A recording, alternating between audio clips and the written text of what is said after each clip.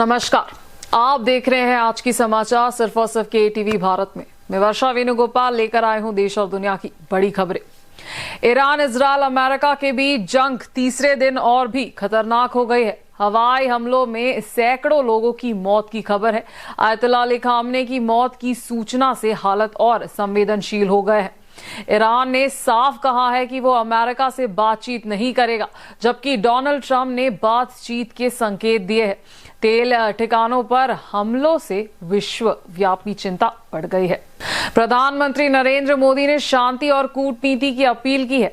वहीं कर्नाटका के मुख्यमंत्री सिद्धरामैया ने कड़ी देशों में फेस कन्नड़ा वासियों की सुरक्षित वापसी का भरोसा दिलाया है।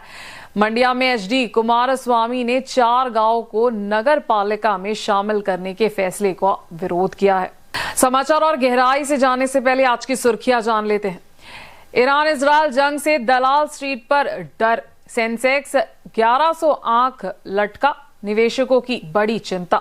ईरान के नैतन्स परमाणु केंद्र पर हमला, तेहरान की पुष्टि, IAEA ने रेडिएशन खतरे की चेतावनी दी।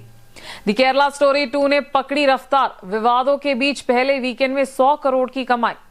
तलाक आर्जी के बाद विजय का पहला पोस्ट, 12वीं के छात्रों को दी शुभकामनाएं, चुप्पी बरकरार।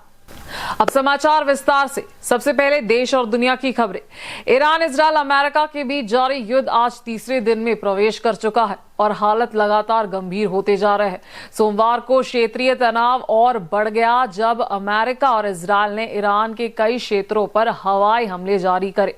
शुरुआती रिपोर्ट में 200 से अधिक लोगों की मौत की खबर थी, लेकिन अब ईरान की रेड सेरसिट के अनुसार मृतकों की संख्या 555 से अधिक हो चुकी है। बताया जा रहा है कि 131 शहरों में हमलों की चपेट में आए हैं। इन हमलों में ईरान के सर्वोच्च नेता आयतुल्लाह अली खामने के मरे जाने की भी खबरें थी, जिसमें हालत और संवेदनशील हो गए हैं। दूसरी ओर ईरान के वरिष्ठ सुरक्षा अधिकारी अली लरीजनी ने साफ कर दिया है कि तेहरान अमेरिका के साथ किसी भी तरह की बातचीत नहीं करेगा। उन्होंने सोशल मीडिया प्लेटफॉर्म एक्स पर कहा, हम अमेरिका से बातचीत नहीं करेंगे।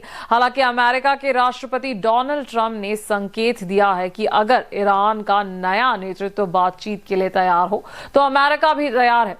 इस बीच कड़ी देशों के ऊर्जा ठिकानों पर भी हमले हुए हैं और लेबनान में हिजबुल्लाह के शामिल होने से संघर्ष और फैलता दिख रहा है। इजरायल ने चेतावनी दी है कि ये लड़ाई लंबी चल सकती है। स्थिति बेहद तनावपूर्ण बनी हुई है। ईरान ने इजरायल और कुछ अरब देशों पर मिसाइल हमले किए। वहीं लेबनान से हिजबुल्लाह ने रॉकेट और ड्रोन से इजरायल पर हमला किया। जवाब में इजरायल ने बेरियट के दक्षिणी इलाकों में दक्षिणी लेबनान में भारी हवाई हमले किए, जिसमें कम से कम 31 लोगों की मौत की खबर है। इजरायल ने 1 लाख से अधिक रिजर्व सैनिकों को तैनात कर दिया है और लंबी लड़ाई की चेतावनी दी है। यह तनाव तब और बढ़ गया जब अमेरिका इजरायल के हमलों में ईरान के सुप्रीम लीडर आयतुल्लाह अली खामने की मौत हो गई। ईरान के मुताबिक अब तक सैकड़ों लोग मारे जा चुके हैं।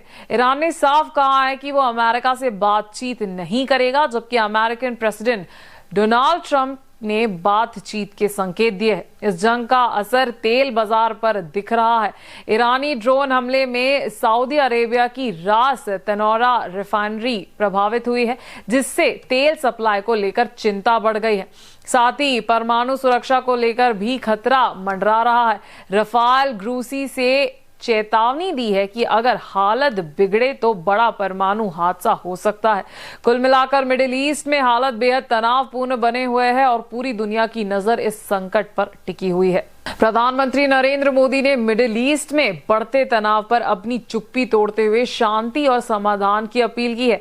कनाडा के प्रधानमंत्री मार्क कैनरी की भारत यात्रा के दौरान पीएम मोदी ने कहा कि विश्व शांति और क्षेत्रीय स्थिरता आज सबसे बड़ी आवश्यकता है। उन्होंने जोर देकर कहा कि बढ़ते संघर्ष को रोकने के लिए कूटनीति और बातचीत एकमात्र रास्ता बचा है।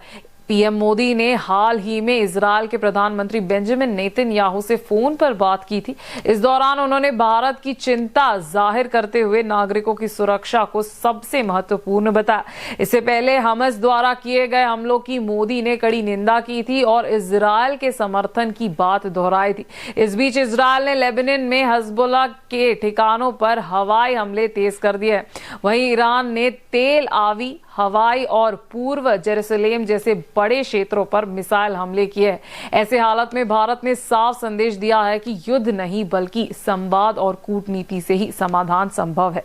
प्रधानमंत्री नरेंद्र मोदी ने आज न्यू दिल्ली में इंडिया कनाडा सीईओ फोरम को संबोधित करते हुए भारत और कनाडा के रिश्तों को लेकर बड़ा बयान दिया। प्रधानमंत्री ने कहा कि भारत और कनाडा दोनों जीवंत लोकतंत्र है, दुनिया की दो बड़ी अर्थव्यवस्थाएं हैं और साझा मूल्यों पर आधारित समाज है। उन्होंने कहा कि लोकतंत्र, विविधता और विकास, ये तीनों ही दोनों देशों को आगे बढ़ाने की प्रेरणा देता है और इसी वजह से भारत और कनाडा स्वाभाविक साझेदार है। प्रधानमंत्री मोदी ने कहा कि आज भारत दुनिया के सबसे तेजी से बढ़ती बड़ी अर्थव्यवस्था है।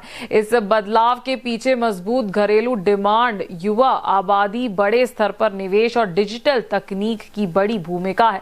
अपने संबोधन में प्रधानमंत्री ने T20 क्रिकेट का उदाहरण देते हुए कहा कि जैसे T20 में तेज फैसले, निडर खेल और मजबूत साझेदारी जीत दिलाती है, वैसे ही भारत और कनाडा मिलकर भविष्य को आगे बढ़ा देगी। 3 मार्च 2026 की शाम आसमान में एक खास खगोलीय घटना देखने को मिलेगा। इस दिन पूर्ण चंद्र ग्रहण होगा जिसे देश भर के लोग देख सकेंगे। पूर्ण चंद्र ग्रहण तब होता है जब पृथ्वी सूर्य और चंद्र के बीच आ जाती है और चंद्र पूरी तरह से पृथ्वी की ग्रही छाया यानी उम्रा में चला जाता है। भारत मौसम विज्ञान विभाग के अनुसार इस ग्रहण की तीव्रता 1.155 रहेगी। ये ग्रहण भारत के अलावा पूर्वी एशिया, ऑस्ट्रेलिया और अमेरिका के कई हिस्सों में भी दिखाई देगा। भारतीय समय के अनुसार ग्रहण की शुरुआत दोपहर 3:20 पर होगी। पूर्ण ग्रहण 4:34 पर शुरू होगा और 5:33 पर समाप्त होगा। पूरा ग्रहण शाम 6:48 पर खत्म होगा। अब जरा नजर डालते हैं दक्षिण की ओर। कर्नाटका के मुख्यमंत्री सिद्धरामैया ने मिडिल ईस्ट में बढ़ते तनाव को लेकर चिंता जताई है। उन्होंने कहा है कि वो हालत पर लगातार नजर बनाए हुए हैं और विदेशियों में रह रहे कन्नड़ा वासियों की सुरक्षा उनकी सबसे बड़ी प्राथमिकता है। उन्होंने बताया कि हवाई क्षेत्र बंद होने और उड़ान के रद्द होने की वजह से करीब 100 कन्नड़ा वासी यूएई के दुबई में और 9 लोग बहरीन में फंसे हुए हैं। सरकार की टीम्स उनके संपर्क में है और हर संभव मदद पहुंचाने की कोशिश कर रही है।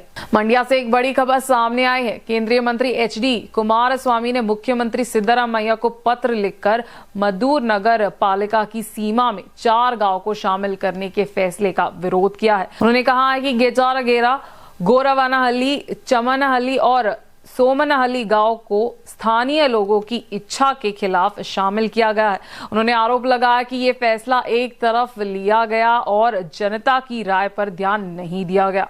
तो ये थी आज की ताजा खबरें। देश और दुनिया में हर पल बदलती स्थिति पर नजर रखना बेहद जरूरी है। हम आप तक लाते रहेंगे सटीक और भरोसेमंद अपडेट्स। मैं वर्षा वेणुगोपाल आपसे विदा लेती हूँ। देखते रहिए KTV भारत। धन्यवाद।